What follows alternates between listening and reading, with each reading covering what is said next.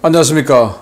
신의균의 군사TV 디펜스 브리핑입니다. 자, 오늘도 아주 중요한 군사무기 관련 소식 전해드리겠습니다.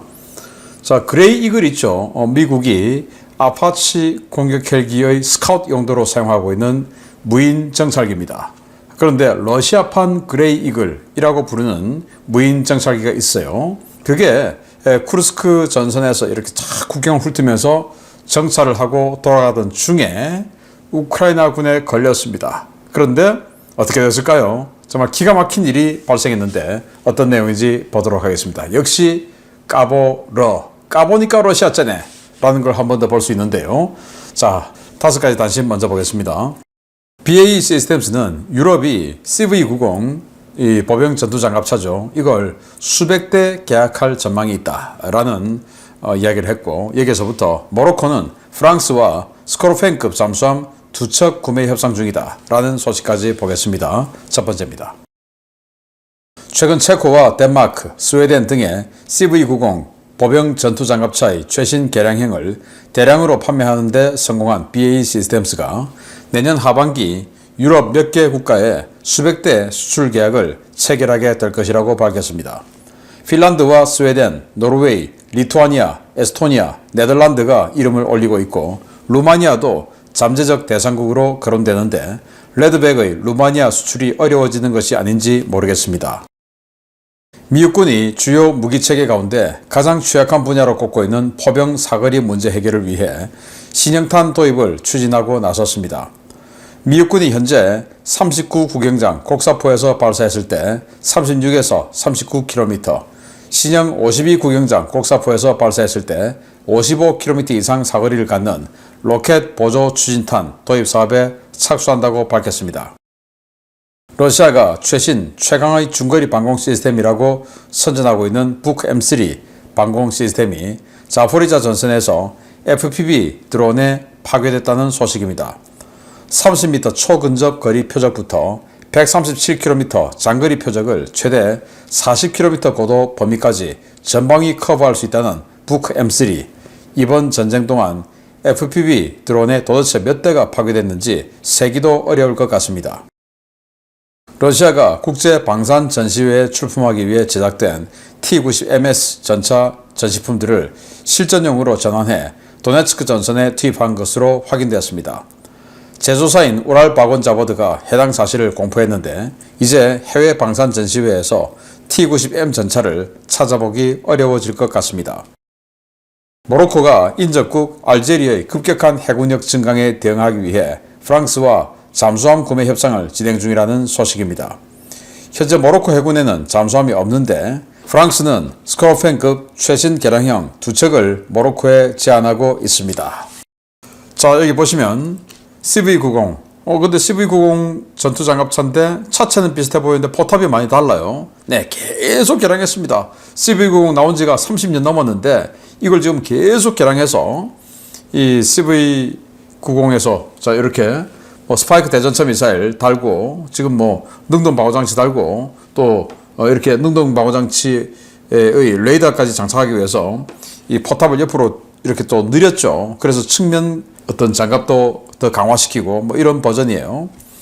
이게 이제 스웨덴이 최초에 만들었고, BAE 시스템스가 지금 전 유럽의 방산업체를 다 통일시키고 있는 이런 상황이죠. 그래서 이제 BAE 시스템스가 만든다라고 하는 건데, 지금 기존에 체코, 덴마크, 스웨덴의 이 최신 개량형을 대량 납품하기로 했는데, 거기다가 내년에 지금 이제 협상이 오고 가고 있는 나라 중에 내년에 계약을 체결하기로 한 나라들이 많습니다. 핀란드, 스웨덴, 노르웨이, 리투아니아, 에스토니아, 네덜란드. 거기다가 우리 한국의 AS-21 레드백 장갑차가 경쟁 중인 루마니아까지도 잠재적 대상국이다. 루마니아에서는 지금 우리 한국의 레드백이 좀 앞서다가 갑자기 유럽 안보 자금이란 돌출 상황이 터져 나와서 유럽 안보 자금 대출을 받아서 그걸 가지고 유럽 무기를 사야지 다른 대륙 나라를 사면 되냐 하는 이런 목소리가 나오니 루마니아가 맞아 이렇게 돼서 지금 AS-21 레드백하고 독일의 라인메탈의 KF-41하고 경쟁 중에 있는데, 그래서 KF-41이 되지 않겠냐 하고 있는데 이제 이 CV90까지 거기 확 들어와서 경쟁을 같이 한다라는 건데 레드백이 루마니아에서 점점 더 어려워지게 되었습니다. 자, 30년 전에 정말 걸출한 이 플랫폼을 만들어 놓으니까 30년 후까지 이렇게 정말 개량에 개량을 거듭해서 우리 최신 장갑차인 레드백을 넘어서고 있는 이런 모습이 됩니다. 그래서 만들 때, 첫 베이스 만들 때 너무 꾸겨 넣지 말고 좀 여유 있게 플랫폼을 만들 필요가 있다라는 생각이 듭니다. 자, 미국군이 이 포병 사거리가 사실은 제일 열악했죠. 왜냐? 미국군은 그냥 공군 부르면 공군이 와서 때려주니까 포병 사거리의 이 문제에 대해서 그다지 뭐 크게 생각하지 않았어요. 그래서 미국이 가지고 있는 에메랄레스도 사거리가 45km밖에 안 됐고 막 그랬죠. 그런데 이제 포병도 독자적으로 정밀 타격하는 이제 이런 시대가 되다 보니까 공군 부르는 그 시간보다 포병이 독자적으로 때리는 게 육군 입장에서는 더 좋죠. 그래서 이제 미국도 야, 사거리 필요하다. 이렇게 돼서 그동안 팔라딘 자주포하면 39구경장밖에 안 됐죠.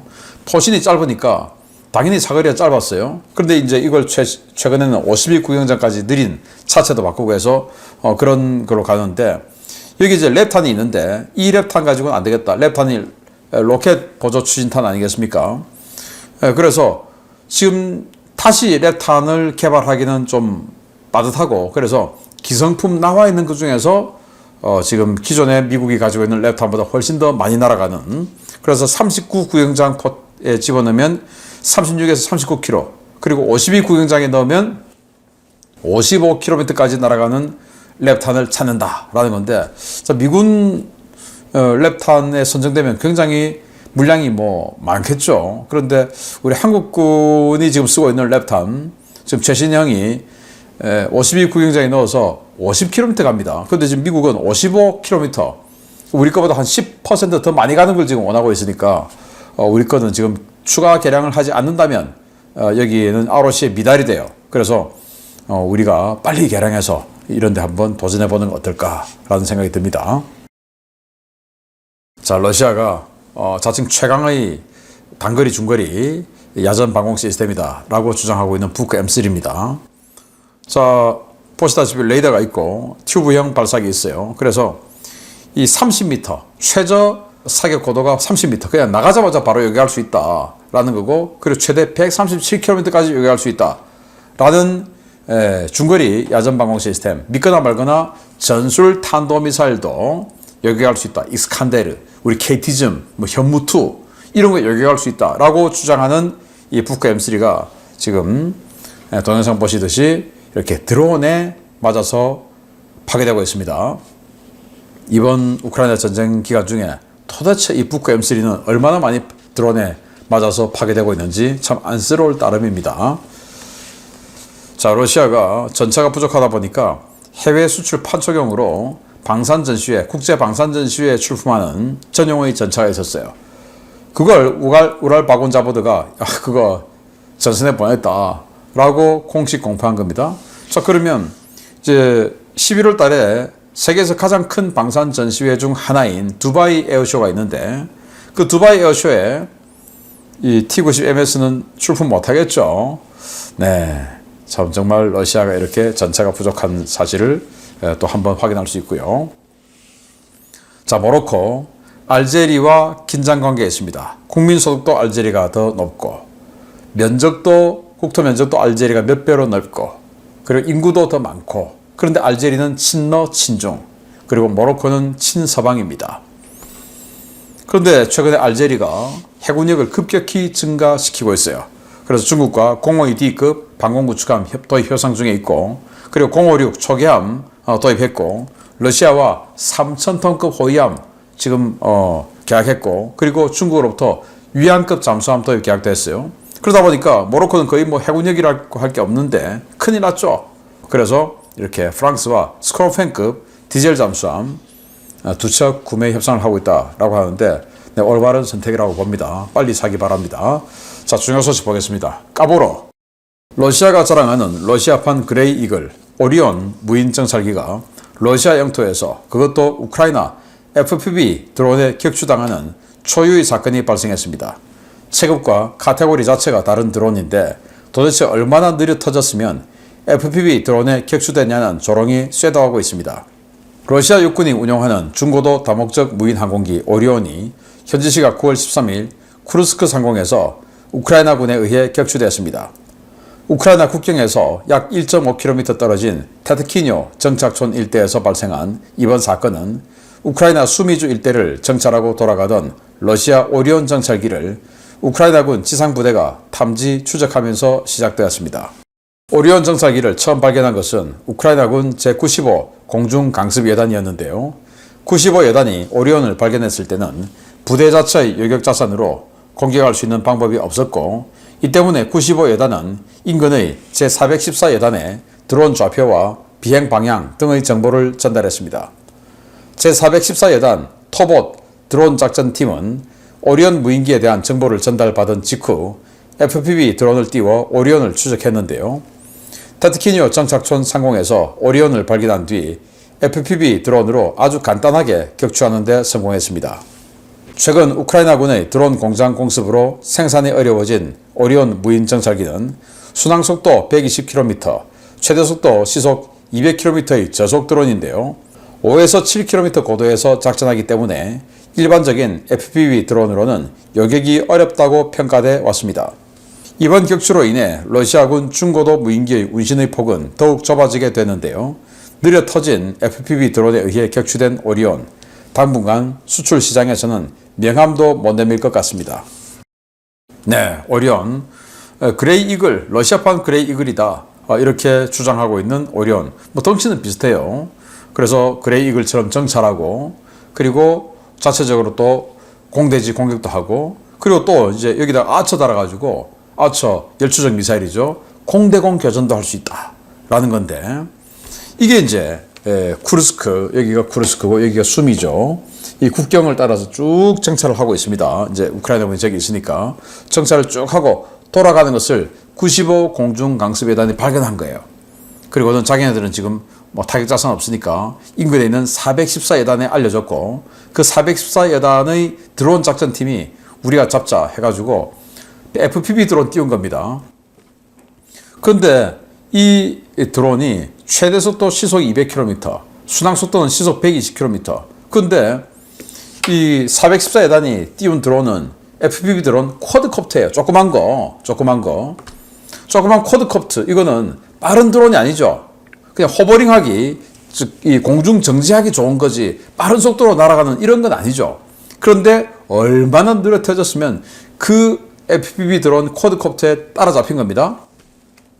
그래서 FPV 드론이 더 위에 올라갔어요. 근데 얘들 원래 러시아는 이거 5에서 7km 고도로 작전하니까 안전하다 그랬는데, 아니 FPV 드론이 5에서 7km 고도까지 올라갈 수 있습니까? 못 올라가죠. 그런데도 이거 보면 FPV 드론이 위에서 보고 있어요. 아주 자공비행하고 있다는 겁니다. 그 정도로 지금 성능이 자신들이 밝힌 거와는 완전 다르다. 그래서 지금 격추되는 모습 한번 보시겠는데요. 네, 발견하고 쭉 따라갑니다. 따라가고 그냥 들이받아 버렸는데, 오른쪽 날개 들이받아서 격추시켜버렸어요. 자, 같이 이제 자폭한 거죠. 네, 그래서 일단 러시아가 말하는 모든 무기의 성능은 다 걸러듣자. 왜? 까보라니까. 네, 입만 열면 거짓말. 공산주의, 사회주의자들의 종특 아닙니까? 우리나라도 그런 사람들 많죠. 입만 열면 거짓말. 그리고 의리도 없어요. 돌아서면 뒤통수. 네, 입거 돌뒤 또 한번 봤습니다. 까보러. 마치겠습니다. 감사합니다.